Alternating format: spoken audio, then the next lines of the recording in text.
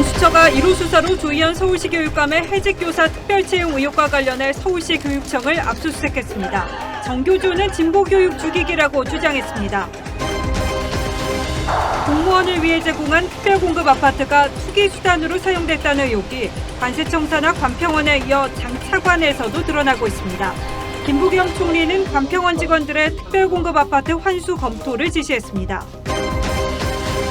5.18 광주 민주화운동 41주기에 유족과 시민의 추모가 이어졌습니다. 군부 독재에 저항하는 현재 미얀마 사태가 40년 전 광주 상황과 똑같다는 미얀마인들을 만났습니다. 연속기획 2030 세대의 눈물에선 오를 대로 오른 집값에 대출 규제까지 강화돼 서울권 밖 외곽으로 밀려나는 실태를 조명합니다. 이른바 맨몸 중국김치 파문 이후 벌인 중국산 김치 통관검사에서 식중독균이 무더기로 검출됐습니다. 국민의힘이 가상화폐 TF를 발족합니다. 청년 표심 잡기 성공에 나섰다는 분석입니다. 이스라엘의 팔레스타인 공습이 일주일을 넘어서면서 팔레스타인 어린이 60명이 숨져 무고한 시민 희생을 우려하는 목소리가 커지고 있습니다.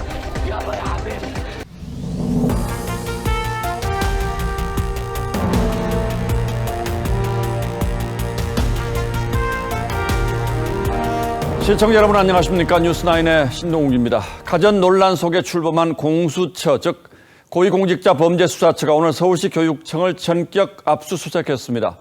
1호 사건인 조희연 서울시 교육감의 해직교사 특별채용 의혹과 관련해 첫 강제 수사에 들어간 겁니다.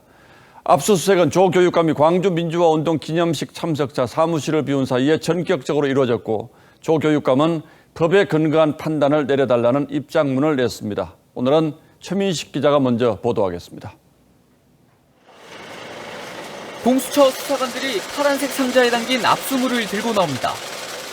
되나요? 개인 휴대폰 포함되어 있나요? 그렇습니다. 압수수색 장소는 서울시 교육청 9층 교육감실 등으로 지난 2018년 특별채용 관련 문건들을 확보한 것으로 전해졌습니다. 압수수색이 진행되는 동안 조희연 교육감은 광주의 5.18 민주화운동 추모 행사에 참석했고 자택은 압수수색 대상에 포함되지 않았습니다. 조희연 교육감은 지난 2018년 정교조 소속 등 해직교사 5명을 특별 채용하라고 지시해 직권 남용 혐의 등을 받고 있습니다. 채용된 사람 중에는 조 교육감 선거 캠프 인사도 있습니다. 감사원 감사 결과 당시 부교육감과 담당 국장 등은 특별 채용을 반대했지만 조 교육감이 특별 채용을 강행했습니다. 조 교육감은 특히 특채에 반대한 사람을 업무에서 배제한 것으로 조사됐습니다. 압수수색 2시간 만에 서울시 교육청은 수사에 적극 협조하겠다는 입장문을 냈습니다. 조 교육감은 공수처가 진영 논리에 휘둘리지 않고 법에 근거한 판단을 내려줄 것이라고 믿는다고 했습니다. 공수처는 압수물 분석을 마치는 대로 조 교육감 등을 소환할 예정입니다. TV조선 최민식입니다. 공수처의 서울시 교육청 압수수색에 전교조와 진보단체는 물론 여권까지 강하게 반발했습니다. 진보 교육감 죽이기라며 보수 세력에 맞서 싸우겠다는 말도 나왔습니다. 조희연 교육감이 진영 논리가 아닌 법에 따라 판단해달라고 강조한 것도 역설적이죠. 집권 여당이 국회 패스트트랙 카드까지 동원해 출범시킨 공수처고 검찰개혁의 결정판인 것처럼 여겨왔는데 1호 수사부터 이른바 역색깔 논란에 휘말리면서 공수처의 간단치 않은 앞날을 예고한 셈이 됐습니다. 이어서 주원진 기자가 보도합니다.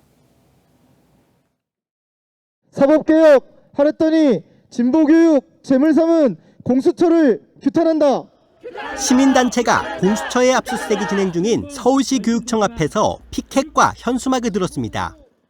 공수처의 첫 칼이 진보교육감의 특별채용 의혹이냐면서 진보교육감에 대한 무자비한 테러라고 주장했습니다.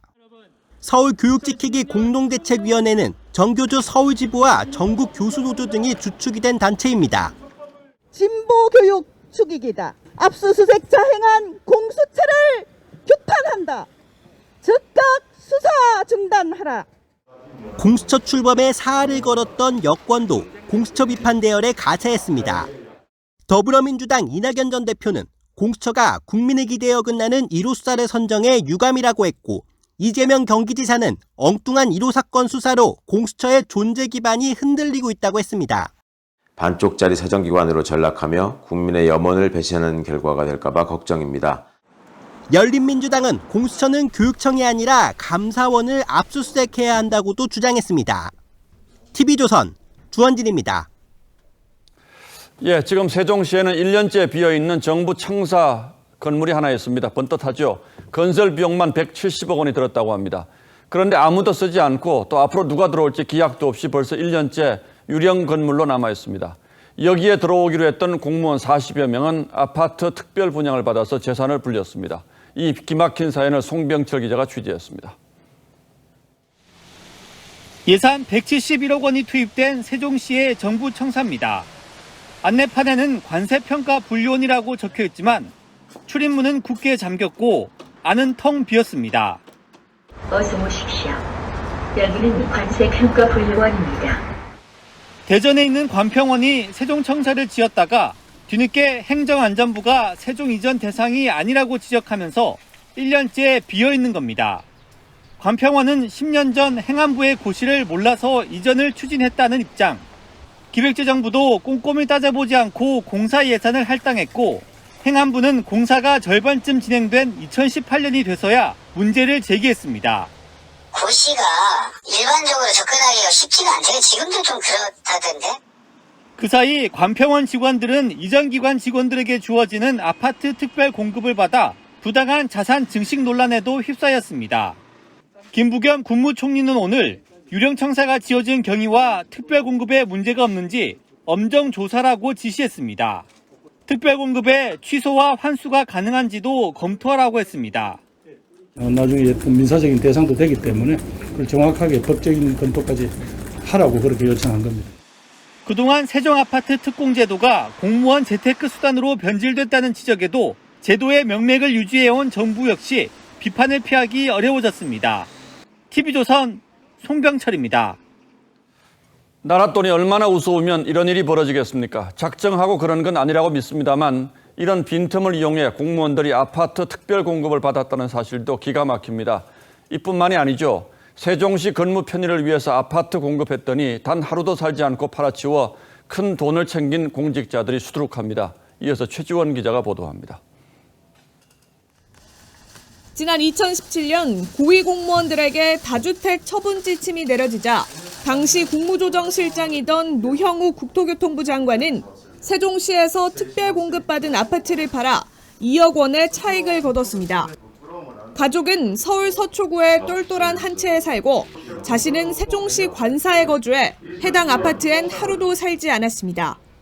하루도 안 살았잖아요. 하루도. 제가 볼 때는 이건 갭투기입니다. 갭투기. 장려 정책을 펴던 그런 시점이었고요. 실거주라든가 뭐 그런 제한은 없었습니다. 서울 강남에 아파트를 보유 중인 윤성원 국토부 1차관도 분양가 대비 2배가 오른 세종시 아파트를 지난해 팔아 시세 차익 2억 원을 거뒀습니다. 윤 차관을 포함해 주택정책 주무부처인 국토부에서만 1급 이상 고위공무원 6명이 이 같은 특별공급 재테크를 활용했습니다. 권덕철 보건복지부 장관은 2011년 특별공급받은 아파트로 꼬박꼬박 월세 수익을 올리다가 처분하기도 했습니다. 지난 10년 동안 세종시 공급 아파트 가운데 4분의 1가량인 2만 5천 가구가 공무원과 공공기관 임직원에 특별 공급됐는데 이 가운데 실거주하지 않고 처분된 집이 5천 가구에 달하는 것으로 나타났습니다. 세종시 특별공급의 경우 1,000만 원 넘는 취득세와 지방세 감면 혜택까지 추가로 받습니다. TV조선 최재원입니다.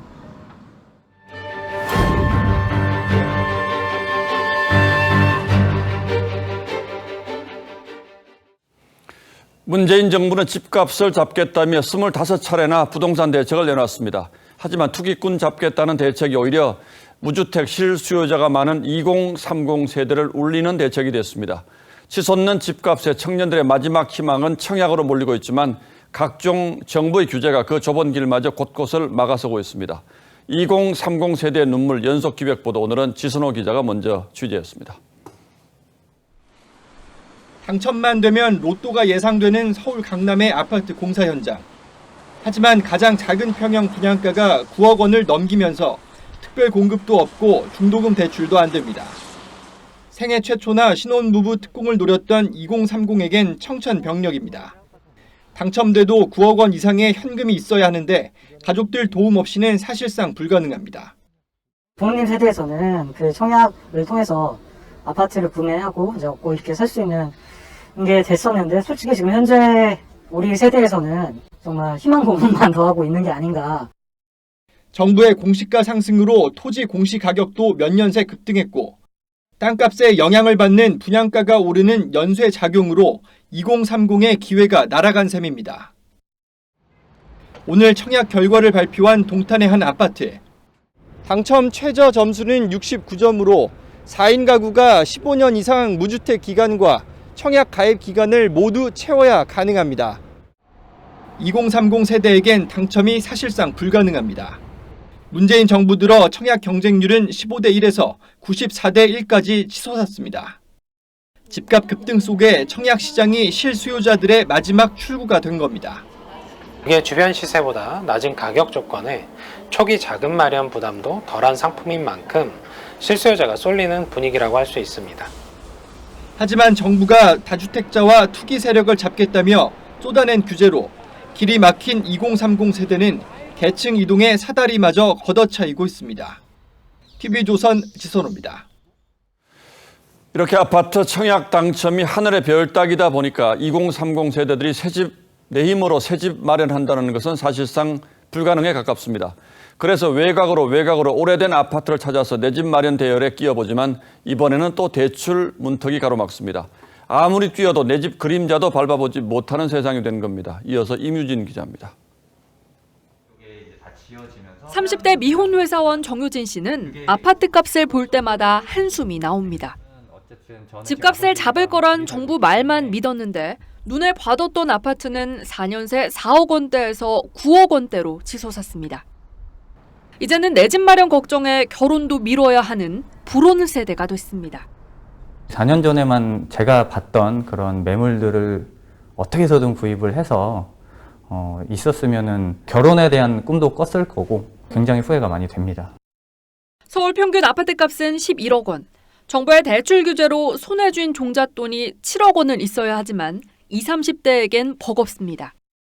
대출도 안 나오고 또래에 열심히 해서 직장도 괜찮은 편인데도 월급을 모아서는 사실 살 수가 없으니까. 이러다 보니 청년층은 경기도 외곽의 아파트나 빌라로 눈을 돌리고 있습니다. 여기라도 가까운 라인에 알아봐도 정말 턱도 없더라고요. 그래서 이제 뭐 빌라를 가야 되나? 고강도 규제를 내세워 집값 안정을 자신했던 정부. 30대에 영끌하는 그런 매수세라 그럴까? 법인이 내놔야 될 물건들을 비싼 가격에 30대가 사준 게 아닌가 이런 굉장히 안타까움이. 이제야 정책을 선회해 대규모 공급 대책을 내놓고 있지만 그 사이 벼락거지가 된 2030의 좌절감은 깊어만 가고 있습니다. TV조선 임유진입니다.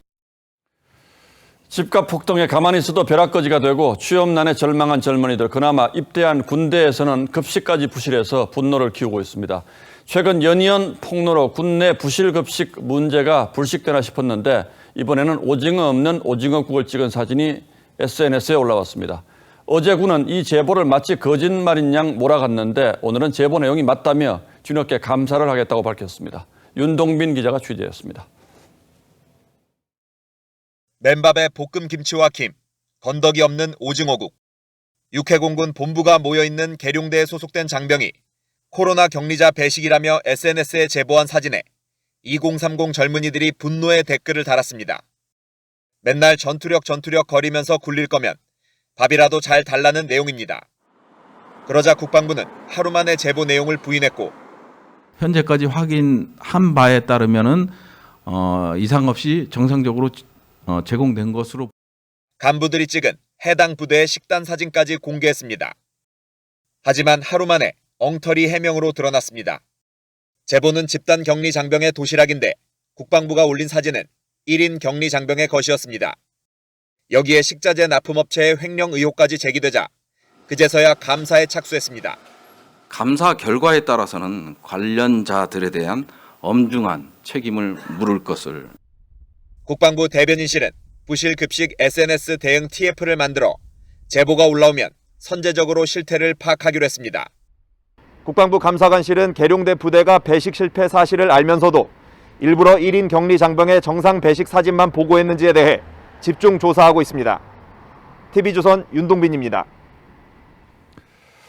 취업난도 여전합니다. 하지만 정부는 지난달 청년 취업자가 작년 같은 기간 대비 18만 명 가까이 는 걸 두고 청년 취업난 해소의 신호탄으로 여기는 분위기입니다. 이건 맞는 얘기인지 따져보겠습니다. 자, 윤슬기 기자, 네. 지난달 청년 취업 사정이 좀 나아진 건 사실입니까? 그렇습니다. 지난달 15세에서 29세 취업자는 1년 전 4월보다 17만 9천 명이 늘어 20년 8개월 만에 가장 큰 증가폭을 기록했습니다. 자, 어쨌든 최근 보기 드물게 상당히 많이 는 건 사실이군요. 그런데 뭐가 문제입니까? 일자리의 질이 문제인데요. 이 17만 9천 명의 70%인 12만 5천 명은 고용기간 1년 미만인 임시직으로 집계가 됐습니다. 제대로 된 일자리라고 할 수가 없죠. 그야말로 숫자가 좀 나아진 것이지 이 실질적인 청년 고용 사정이 좋아졌다고 평가하긴 어렵습니다. 그야말로 좋은 일자리가 중요한데 기업들은 여전히 채용문을 닫아놓고 있습니까? 네, 매출액 기준 500대 기업 조사 결과 10곳 중 6곳이 올 상반기에 신규 채용 계획이 없거나 미정이라고 했습니다. 예.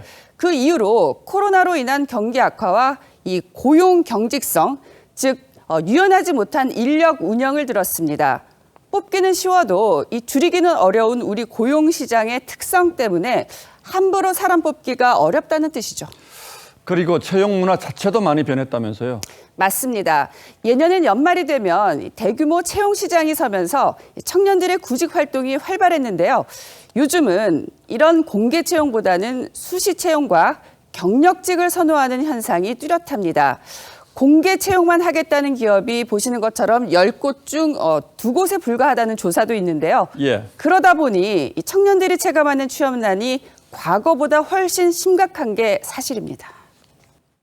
청년 일자리가 줄어든 가장 큰 이유 중에 하나가 블라인드예요. 노동시장에서 누가 좋은 사람인지 찾지 못하잖아요. 기업 측에서 경력직을 뽑으려고 하지 신규 채용 안 하려고. 어쨌든 지난달 단기 일자리는 많이 늘었다고 하는데 이건 어떻게 평가할 수가 있습니까? 설명을 위해 먼저 실업률부터 보겠습니다. 최근 4년간 15세에서 29세 청년 실업률은 9% 안팎입니다. 올 상반기 OECD 평균 15에서 24세 실업률이 13.6%라고 하니까 상당히 낮은 편이죠. 예. 그러나 청년들이 실제로 체감하는 실업률을 뜻하는 이 확장 실업률을 보면 2018년 22.8%에서 올 1, 2월엔 역대 최고치인 27%까지 올랐습니다. 청년들이 생각하는 일자리가 정부 생각과는 차이가 있다는 뜻입니다. 몇 시간 일하고 일자리라 생각하는 사람이 어디 있어요? 고용여복이라 그런다면 민간 일자리가 늘어나야 돼요. 예, 정부 입장에서는 일자리 늘었다는 조그만 지표라도 나오면 뭔가 긍정적으로 해석하고 싶은 심정은 이해합니다만 지금은 상황을 있는 그대로 인정하고 대책 마련을 게을리하지 않는 게 중요하겠군요. 그렇습니다. 예, 윤슬기 기자 잘 들었습니다.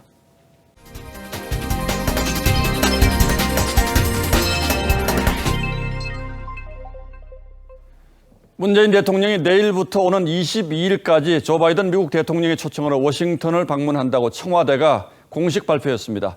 이번 방미의 핵심은 미국으로부터 코로나 백신을 받고 우리는 반도체, 배터리 투자 확대를 약속하는 협상이 될 전망입니다. 정부는 백신 1,000만 회분 이상을 확보하는 걸 목표로 협상을 추진 중입니다. 김보건 기자입니다. 내일 오후 출국하는 문 대통령이 현지 시간으로 21일 백악관에서 바이든 대통령과 첫 정상회담을 갖습니다. 백악관에서 한미 정상회담이 예정되어 있고 회담 직후에는 공동 기자회견을 가질 예정입니다. 문 대통령은 방미 기간 중 낸시 펠로시 미 하원 의장 등 의회 지도부, 카몰라 해리스 부통령과도 만납니다. 한미 정상회담의 주 의제는 북한 비핵화와 코로나 백신 반도체 등 첨단 산업 협력이 될 전망입니다. 정부는 백신이 모자란 다음 달까지 화이자나 모더나 백신 1,000만 회분 이상을 확보하는 걸 목표로 잡고 있습니다. 정부 관계자는 바이든 대통령이 문 대통령 방미 직전에 2천만 회분 백신 해외 지원을 밝힌 건 사실상 한국이 백신 제공에서 우선 협상자임을 시사한 것이라고 했습니다. 청와대는 또 이번 정상회담에서 북한을 대화로 이끌어낼 만한 수준의 한미 공동의 대북 메시지 발표를 목표로 하고 있습니다. 이런 가운데 민주당 송영길 대표는 미 하원의 대북전단법 청문회가 상당한 월권 행위라며 한국은 완전한 민주주의 국가고 미국은 흠결이 있는 민주주의 국가로 2등급 판정을 받았다고 말해 논란을 낳았습니다. 방미 마지막 날 문 대통령은 조지아주에 있는 SK이노베이션 전기차 배터리 공장을 방문한 뒤 우리 시간으로 23일 저녁 귀국합니다. TV조선 김보건입니다. 5.18 민주화운동 41주년인 오늘 여야 대표와 대선 주자 등 정치인들이 광주를 찾아 희생자들을 추모했습니다. 5.18 묘역에도 추모 발길이 이어졌고 유족들의 눈물은 오늘도 멈추지 않았습니다. 오선열 기자가 취재했습니다. 묘비 앞에 쓰러져 흐느끼는 어머니, 비석에 새겨진 어린 아들의 얼굴을 매만지며 오열합니다. 너를 왜 못 지켰나? 미안해. 정말 미안해, 장현아. 5.18 당시 집을 나선 뒤 행방불명된 7살 이창현 군. 41년 전 환하게 웃던 아들의 모습이 잊혀지지 않습니다. 엄마 모습 몰라볼까봐 마스크를 벗었어요. 내 손이 우리 아이를 진짜 뼈조각 하나라도 찾아서 내가 봤으면. 개헌군의 총에 맞아 숨진 5월의 막내 11살 고 전재수 군의 가족은 41년 만에 찾은 동생의 사진을 보며 울음을 참지 못했습니다. 무릎 꿇고 동생한테 사과를 했습니다. 형이 좀 못나서 이제까지 널 찾지 못했고. 오늘 5.18 민주묘지에서 열린 기념식에는 여야 각 정당 지도부와 시민 등 99명이 참석해 희생자들을 추모했습니다.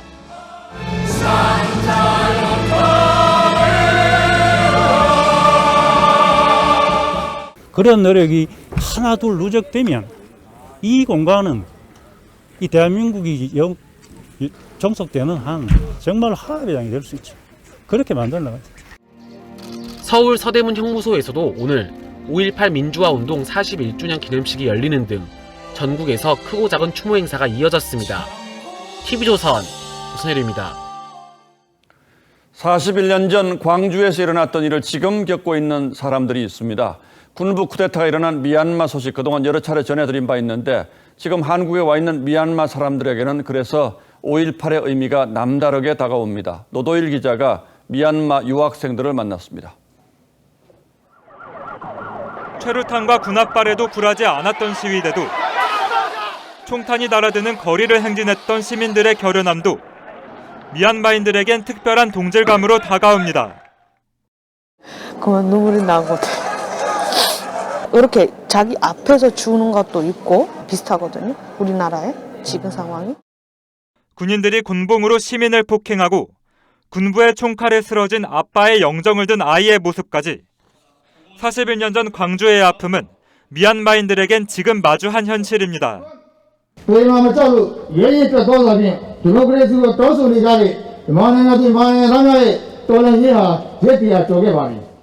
미얀마인들의 저항운동도 광주를 구심점으로 진행 중입니다. 한국인 아내를 만나 광주 시민이 된 미얀마 출신 묘네자 씨는 주말마다 군부 규탄 집회를 해오다 오늘은 5.18 민주묘지를 찾았습니다. 한국 시민들도 우리 지금 미얀마처럼 똑같은 아픔을 먼저 받았잖아요. 미얀마와 광주는 하나다. 문재인 대통령도 오늘의 미얀마에서 어제의 광주를 본다며 미얀마 민주화운동 지지 의사를 재차 밝혔습니다. TV조선 노도일입니다. 중국에서 맨몸으로 배추를 절인 충격적인 모습 기억하실 텐데요. 이 배추가 국내로 수입되지는 않았다는 해명이 나왔지만 중국산 김치에 대한 불신이 일었죠. 이 파문으로 중국산 김치에 대한 통관 검사가 이뤄졌는데 15개 제품에서 식중독균이 검출됐습니다. 먼저 서영일 기자입니다. 경기도 평택의 한 보세 창고. 수입 김치 물량의 35%가 보관되는 가장 큰 창고입니다. 식약처 직원이 검사를 위해 샘플을 수거합니다. 포장 상태로 5박스 수거하겠습니다. 식약처는 알몸 김치 파동 이후 최근까지 2달간 55개 중국 김치 제조업체가 수출한 289개 제품을 수거해 검사했습니다. 그 결과 11개 업체 15개 김치 제품에서 여시니아 엔테로콜리티카균이 검출됐습니다. 이 균은 1도씨의 저온에서도 살아남는데 식중독을 일으킬 수 있습니다. 음식물을 통해서 감염이 되는 균이고, 감염이 되면 열이 나고 복통이 생길 수 있고 설사가 동반되는데 혈성 설사를 일으킬 수도 있는. 식약처는 배추나 생강 등의 재료를 제대로 세척하지 않아 균에 오염됐을 것으로 추정했습니다. 중국산 김치에서 여신이아균을 검사한 건 이번이 처음인데 17일부터는 항시 검사 항목에 포함할 방침입니다. 그런 우려들이 있다 보니까 기존에 하던 검사 외에도 추가적으로 검사 항목을 정해가지고 이번 검사에서는 또 절임 배추 2개 제품에서 사용이 허용되지 않은 보존료도 나왔습니다. 식약처는 통관 단계에서 적발돼 해당 김치들은 시중에 유통되지 않았다고 밝혔습니다. TV조선 서영일입니다.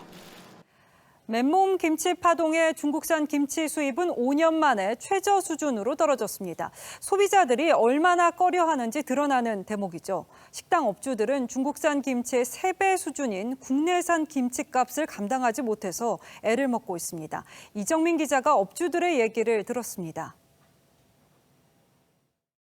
지난 3월 알몸으로 배추를 절이는 중국 영상이 공개된 후 식당가 모습이 확 바뀌었습니다. 가격이 싼 중국산을 썼던 식당도 김치를 직접 담그거나 국내산을 사용하기 시작한 겁니다. 중국산 소비가 바뀌었어요. 많이 물어보기도 하고 찝찝해서. 그러면 손님이 떨어지니까.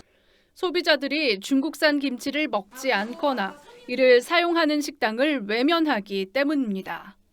원산지 적힌 거를 보고 국산이라고 안 적혀있을 때는 아닌 것 같다, 중국산인 것 같다, 그러면 자꾸 알몸 담근 그게 생각이 나서 안 먹게 되더라고요.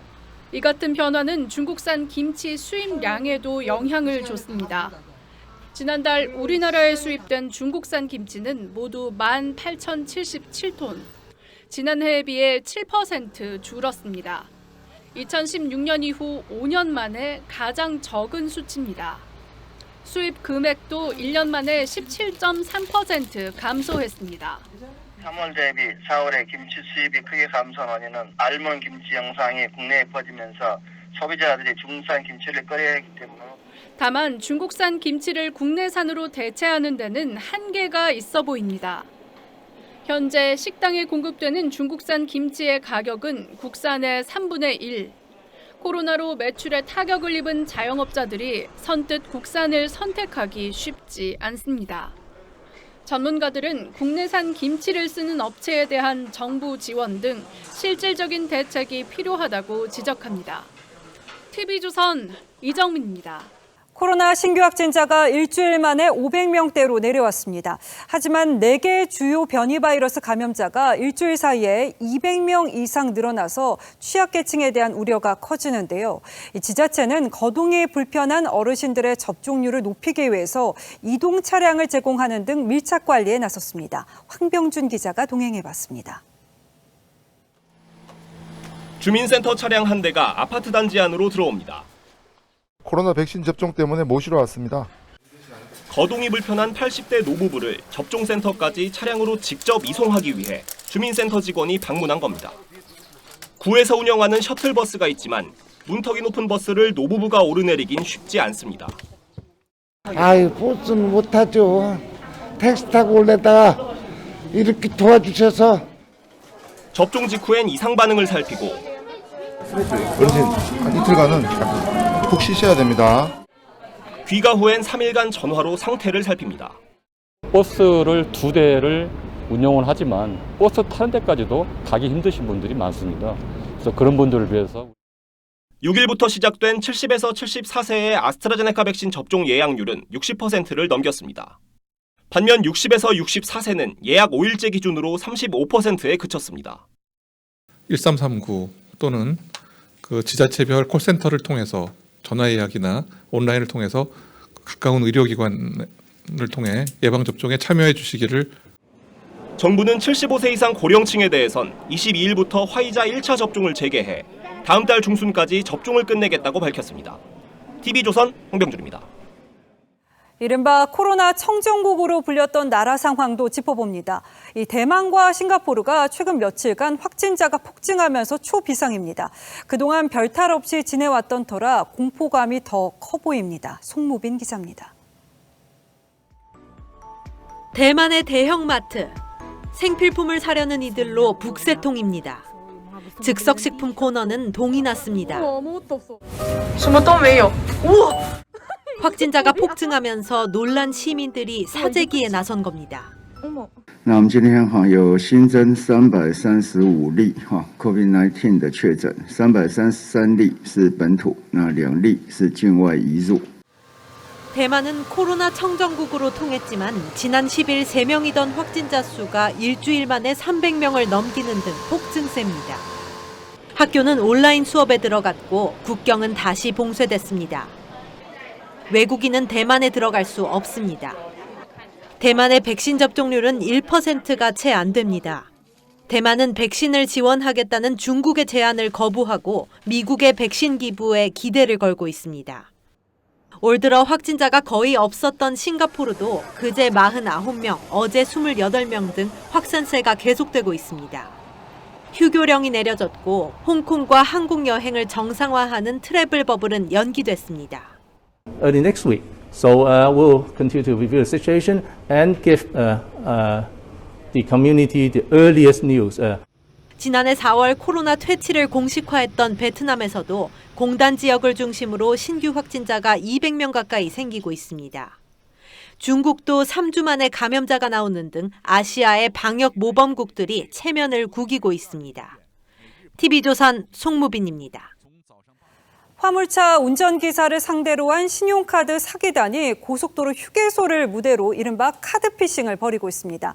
비싼 사은품을 준다면서 접근한 뒤에 기존 카드를 받아서 몰래 결제하는 수법인데 확인된 피해자만 100여 명에 피해 금액이 수억 원대에 이릅니다. 배상윤 기자가 보도합니다. 10년째 화물차를 운전하는 60살 A씨. 지난 3월 고속도로 휴게소에서 속칭 카드피싱 사기를 당했습니다. A씨에 접근한 남성 2명은 기존 신용카드만 계속 써도 후방 카메라 등 사은품을 주겠다고 유혹했습니다. 기사들의 국민에 당기는 후방 카메라나 도시락 가방이나 한 30가지가 팜플렛에 있는데 다 필요한 거예요. 그런 거를 공짜로 준다고 하니까. A씨는 한 달 뒤 사은품 대신 200만 원이 결제된 카드 사용 내역서를 받고서야 사기당한 것을 눈치챘습니다. 경찰은 지난달 일당 2명을 붙잡았는데 A씨처럼 당한 피해자는 100명이 넘는 것으로 조사됐습니다. 피해 금액은 수억 원대로 추정됩니다. 이들은 사은품 중복 수령을 확인한다며 피해자의 신용카드를 받아 결제하고 카드 사용 알림 문자 메시지도 몰래 삭제했습니다. 이들은 2명씩 짝을 지어 고속도로 휴게소에서 쉬고 있는 화물차 운전기사들에게 접근했습니다. 그 옛날에도 그래가지고 그런 거 많이 있어서 블랙박스나 뭐 이런 걸로 해서 이렇게 하더라고요. 경찰은 지난달 체포한 남성 2명에 대해 다음 주 구속영장을 신청하고 이들에게 범행을 지시한 배후 조직에 대해 추가 조사를 벌일 계획입니다. TV조선 배상윤입니다. 철강 등 원자재 가격 오름세가 지속되면서 인플레이션 우려가 커진다는 소식 전해드렸는데요. 현재 산업 현장은 어떤지 취재해봤습니다. 천정부지로 오르는 원자재 값에 주문이 주는가 하면 자재가 들어오지 않아서 공사를 연기하는 혼란 속으로 빠져들고 있습니다. 이상배 기자가 현장을 둘러봤습니다. 로봇들이 붉은 불꽃을 일으키며 용접 작업에 한창입니다. 철판을 공급받아 자동차 프레임을 제작하는 업체입니다. 이곳은 지난해보다 공장 가동률이 20%가량 줄었습니다. 광물값 상승으로 수요가 줄어들면서 주문량도 급감했기 때문입니다. 업체는 원재료 구입이 너무 힘겹습니다. 정말 답답하면 많죠. 지금 상태로서는 커다란 답은 아직 없습니다. 철광석 가격 상승으로 건설업계도 비상입니다. 철근 가격이 오르면서 현장에선 풍기 현상까지 나오고 있습니다. 아예 공사 일정을 연기한 곳도 있습니다. 7월 달까지 하루에 한 3만 원에서 5만 원 사이가 계속 오른다는 얘기예요. 어느 지역 일부가 아니라 지금 전체적으로 그런 것 같아요. 지난해 5월 1톤당 90달러였던 철광석 가격은 이번 달 200달러를 돌파하며 사상 최고치를 경신했습니다. 코로나 회복에 대한 기대감이 반영되면서 주요 원자재 가격도 상승했기 때문입니다. 이는 관련 업체의 수익률 악화로 이어지고 있습니다. 중소기업 10곳 중 7곳은 원자재 가격 상승이 수익성에 부정적이라고 말합니다. 10%, 15%의 영향을 받을 정도로 철강이 많이 사용이 되기 때문에 직접적으로 타격을 받을 수밖에 없는 구조가 되는 거죠. 최저임금제와 52시간 적용의 원자재값 상승까지 삼중고에 시달리며 제조업의 미래는 불투명해지고 있습니다. TV조선 이상배입니다. 이스라엘과 팔레스타인의 무력 충돌이 9일째 이어지면서 팔레스타인 어린이 60명이 숨지는 등 사망자가 계속 늘어서 이 무고한 시민 희생을 우려하는 목소리가 커지고 있습니다. 상대적으로 이스라엘 피해는 적어서 팔레스타인인의 이 동정 여론이 있는데요. 확전 우려까지 나오는 중동의 화약고에 오늘의 포커스를 맞췄습니다. 굉음과 함께 어둠 속에서 화염이 치솟습니다. 이스라엘의 공습으로 가자지구 곳곳에서 폭발이 일어나고 있죠. 날이 밝아도 멈추지 않는 공격. 미사일이 날아들고 건물이 무너집니다. العمارة السكنية ايش فيها تضربها؟ بقول ليش فيها العمارة عشان تضربها؟ بقول لي بعد ما تضرب بتصل عليك وبقول لك ليش؟ 집 잃은 아이들은 길에 나앉았고 병원도 부상자로 넘쳐나죠. 어린 딸의 시신을 안고 오열하는 아버지. 가족을 잃은 사람들의 울음이 끊이지 않습니다. شيء حق للإنسان يكون آمن ببيته الأمن في البيت انفقد بيتك آمن أطفال مدنيين كلنا هذا بجوز وين بنو قانون أنا بتفهم 하마스의 공격도 이어지면서 누적 사망자는 어린이 60명을 포함해 200명을 넘었고 부상자도 1,300명에 달합니다. 아이언돔으로 공격을 막아내는 이스라엘에 비해 팔레스타인의 인명피해가 압도적으로 많아 동정 여론이 확산되고 있죠. 미국 시카고에선 팔레스타인을 지지하는 사람들이 거리를 가득 메웠고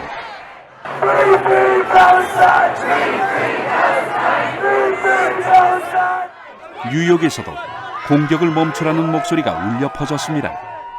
Unfortunately, people start dying, and now people are dying, and now people are paying attention. 미국뿐 아니라 런던과 파리 등 유럽 주요 도시와 멕시코와 아르헨티나 등에서도 시위가 열렸습니다. Creemos que lo que está sucediendo allá es un genocidio.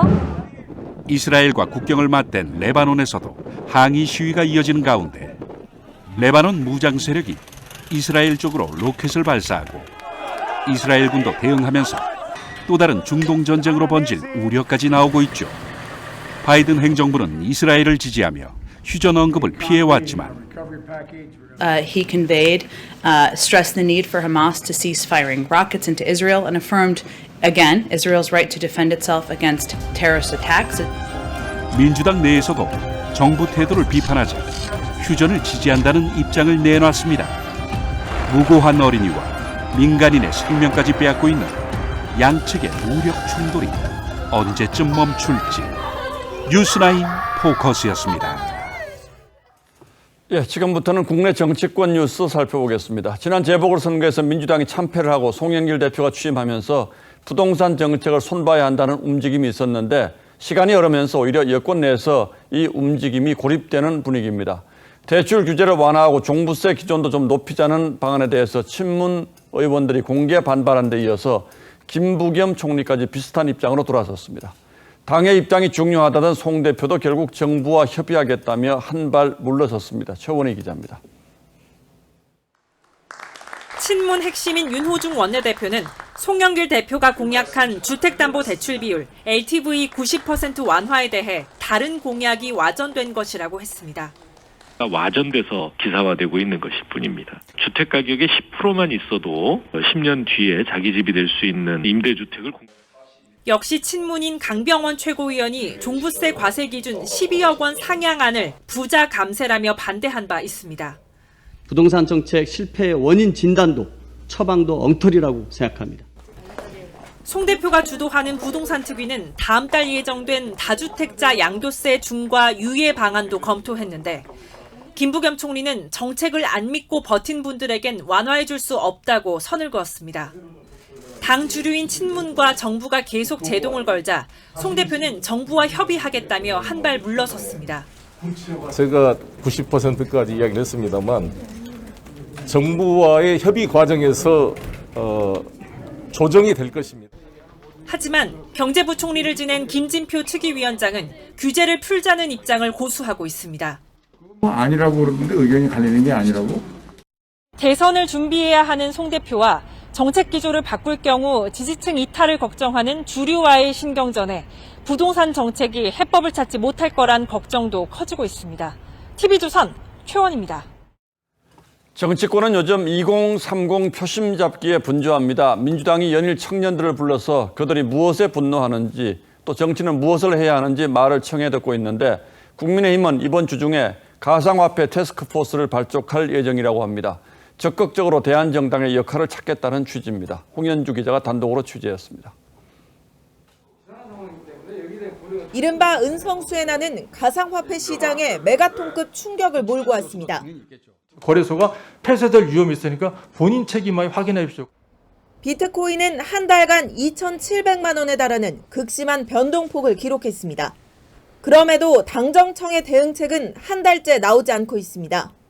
가상화폐 관련해서 앞으로 당내 대응할 주체가 필요하다 하는 것에 공감을 이루었습니다. 이런 가운데 국민의힘의 가상화폐 대응 TF가 이번 주 금요일 발족해 첫 비공개 회의를 갖습니다. 성일종 의원을 위원장으로 금융연구원장을 지낸 윤창현 의원과 암호학을 전공한 이영 의원 등 현역 의원 6명과 외부 전문가들이 참여합니다. 우리 2030 청년들이 잡코인 그리고 먹튀 거래소에 좌절하지 않도록 TF 소속인 강민국 의원은 금융위 산하에 별도 위원회를 두고 코인 발행 심의를 의무화하는 내용의 법안도 발의할 예정입니다. 개발자가 잠적해 가치가 97%나 폭락한 진도즈 코인 같은 무분별한 발행을 방지하겠다는 겁니다. 청년층의 이른바 코인 민심이 대선 표심으로 이어질 거란 위기감이 퍼지면서 정치권의 대응책 마련 움직임도 분주해지고 있습니다. TV조선 홍현주입니다. 김영삼 전 대통령의 조상 묘가 있는 거제도의 선산이 국세청에 압류돼서 논란입니다. 김 전 대통령을 기리기 위해서 만들어진 김영삼 민주센터가 세금을 체납했다는 게 압류의 이유라는데 국세청은 적법한 절차에 따른 압류라고 주장하고 있습니다. 김 전 대통령이 서거한 지 6년 가까이 지난 그 사이에 어떤 일이 있었던 건지 박경준 기자가 취재했습니다. 지난해 11월 서울 상도동에 문을 연 김영삼 도서관입니다. 고 김영삼 전 대통령이 생전이던 2010년 말 상도동 사저 등 60억 원 규모의 재산을 사단법인 김영삼 민주센터에 기부하면서 건립이 추진됐고 이후 동작구청이 완공해 운영 중입니다. 그런데 국세청이 지난 3월 이곳에 기부된 재산 일부에 대한 법인세와 증여세 2억 2,700만 원이 체납됐다고 민주센터에 통보했고 2달 만인 지난 4일 김 전 대통령의 조상묘가 있는 선산을 압류했습니다. 기부재산 중 하나인 멸치어장에서 거둔 수익금이 기부 목적인 도서관 건립에 쓰이지 않았기 때문에 과세 대상에 포함된다는 겁니다. 하지만 민주센터 측은 멸치어장을 운영하지 않았고 거둔 수익도 파악되지 않는다고 반박했고 차남인 김현철 상임이사는 갑작스런 과세와 압류 조치에 현 정권을 비판한 것에 대한 치졸한 정치적 보복이라고 반발했습니다. 하지만 국세청은 정치적인 해석을 할 이유가 없다며 기간이 도래한 만큼 재산 압류는 적법 절차대로 진행했다고 설명했습니다. TV조선 박경준입니다. 이른 더위가 찾아오면서 유통업계는 빙수 출시를 서두르는 모습입니다. 6만 원이 넘는 빙수 한 그릇을 먹기 위해서 1시간씩 줄을 서기도 한다는데요. 류주연 기자가 전합니다. 눈처럼 갈린 얼음에 수북하게 쌓인 애플망고. 호텔 빙수라 불리며 몇 년 전부터 SNS상에서 인증샷이 줄을 잇고 있는 망고 빙수입니다. 올해는 가격이 더 올라 빙수 하나에 64,000원이지만 평일에도 1시간 이상 줄을 서야 맛볼 수 있을 정도로 인기입니다. 비싼 것 같긴 한데 그래도 1년에 한 번 그렇게 먹는 거면은 괜찮다고 생각하고 요즘 망고 빙수 같은 게 유행이니까 나쁘지 않은 것 같다고 생각해요. 추운 날씨 시간 찾아오면서 소비자를 잡기 위한 차별화된 빙수 출시는 유통업계 전방으로 퍼지고 있습니다. 한 아이스크림 프랜차이즈는 서울 3대 빙수 맛집과 손을 잡고 새로운 맛의 빙수를 출시했고 비대면 트렌드를 반영한 배달 전용 빙수와 1인 빙수도 속속 선보이고 있습니다. 편의점 매대에서도 프리미엄 빙수를 쉽게 찾아볼 수 있습니다. 여름철 빙수 매출은 점점 늘어나는 추세인데 실제 지난해 여름 4개월 동안의 빙수 매출은 4년 전에 비해 2배 가까이 늘었습니다. 빙수가 하나의 썸머 마케팅, 여름 마케팅의 하나의 상징으로서 다양한 제품들이 출시되면서 이제 여름이 성큼 다가왔다는 것을. 빨라진 더위에 유통업계의 빙수 대전도 더 뜨거워지고 있습니다. TV조선 류주현입니다. 가족과 함께하면 더 좋을 전시회가 5월답게 잇따릅니다. 아이엔 동심을 어른에는 위로를 전하는데요. 최윤정 기자가 소개합니다. 인형처럼 큰 눈을 가진 아이돌 캐릭터가 어릴 적 미술 시간의 수채 물감으로 재탄생했습니다. 헤드폰을 끼고 음악을 들으며 나도 공부가 싫었어라고 말하는 캐릭터는 작가의 유년 시절에 대한 이야기가 담겼습니다. 전시장 한켠에 옮겨놓은 작은 작업실에는 어른이 돼서도 좋아하는 바비 인형과 만화책들을 공개했는데 작가는 하고 싶은 일을 하면 최소한 행복할 수 있지 않겠냐는 메시지를 전달합니다. 만화책을 본다던가 게임을 한다던가 그게 저에게는 공부가 돼서 지금의 제가 있는 거고 최소한 제가 하고 싶은 일을 하면서 살 수 있는 그런 행복을 가졌기 때문에. 화려한 보석과 꽃으로 치장했지만 커다란 선글라스로 눈을 가린 채 어색한 미소를 짓는 여인. 불편해 보이는 교정기까지 한 모습은 사회적 억압 속에서도 욕망을 품는 현대인의 모습을 표현했습니다. 하지만 작가는 욕망하기 때문에 더 나은 내일을 품는 희망이 될 수 있다고 격려합니다. 코로나19로 인해서 굉장히 좀 이게 길어지면서 좀 지치고 힘든 분들이 많으신데요. 작품을 통해서 더 위로를 받고 희망을 많이 얻으셨으면 좋겠습니다. 동화 같은 그림들이 힘들고 지친 어른이들에게 위로를 전하고 있습니다. TV조선 최윤정입니다.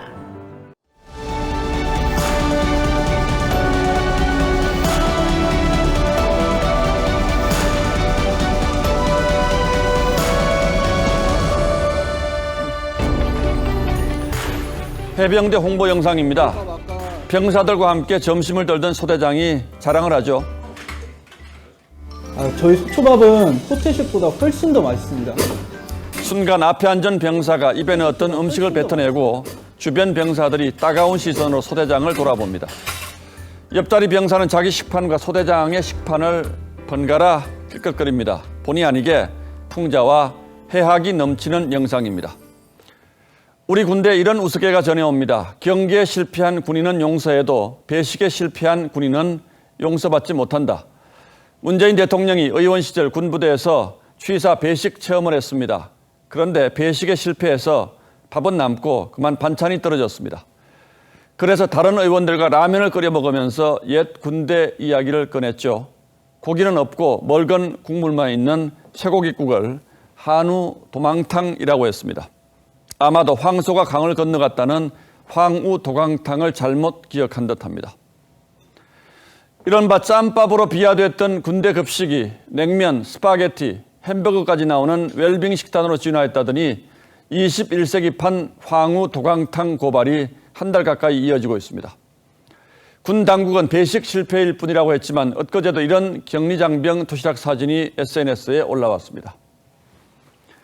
밥에 볶음김치, 조미김, 국물뿐인 오징어국이 전부입니다. 말로만 들으면 그래도 그럴듯하지만 이 사진을 보면 한숨이 먼저 나옵니다. 이걸 먹고 나라를 지키라뇨. 국방부는 정상적으로 급식했다면서 검수를 마친 도시락을 공개했다가 검수한 게 저 정도면 더 문제라는 역풍을 맞았습니다. 그러고는 뒤늦게 부실 급식을 인정하고 조사에 착수했습니다. 지난 한 달 동안 군 당국은 매번 이런 식이었습니다. 급식비 누수 같은 구조적 문제는 들여다볼 생각 않고 뒷북 해명에만 급급했습니다. 휴대폰 전면 허용이 문제라는 엉뚱한 볼멘 소리까지 흘러나왔습니다. 훈련소 신병의 목욕과 화장실까지 통제하는 경직된 생각과 무책임한 태도가 공정과 정의에 민감한 젊은 장병들의 분노를 키우고 있는 겁니다. 예전 군부대 급식 체험 때 대통령은 참여정부가 사병 월급을 대폭 올리고 처우 개선에 힘썼다고 자랑하면서 이렇게 말했습니다. 요즘 국민들은 하나밖에 없는 아들을 군에 보내는데 잘 대우하지 않을 수 없습니다. 하지만 1,000원짜리 빵에 추 하나 꽂은 이 생일 케이크를 보십시오. 요즘 군대가 이렇습니다. 생일날 이런 걸 받아든 병사들은 어떤 심정이겠습니까? 예산이 부족해서라면 이해하겠습니다만 그것도 아니라는데 대체 왜 이런 터무니없는 일이 반복되는 것인지 군도 더 이상 말 돌릴 생각 말고 부모의 심정으로 돌아가 주시기를 간곡히 부탁합니다. 5월 18일 앵커의 시선은 병사들은 죄가 없다 였습니다.